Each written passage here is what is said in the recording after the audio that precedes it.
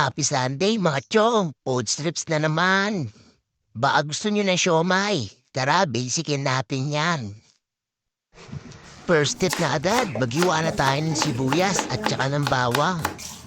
I-next na natin ang chicken breast, huwain lang natin sa maliliit. Giningin ang sibuyas bawang, tapos isunod ang manok. Giningin ulit. Next, timplahan na natin ang mga pampalasa.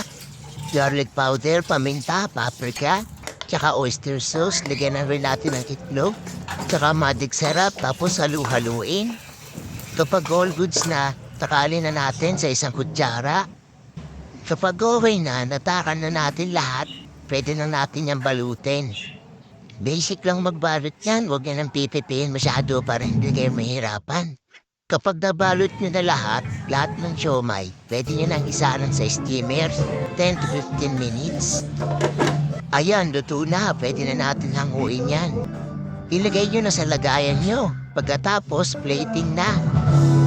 Siyempre, kasunod niyan, food stripan na.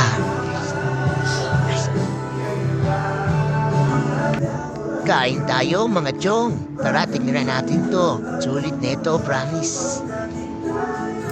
Thanks for watching.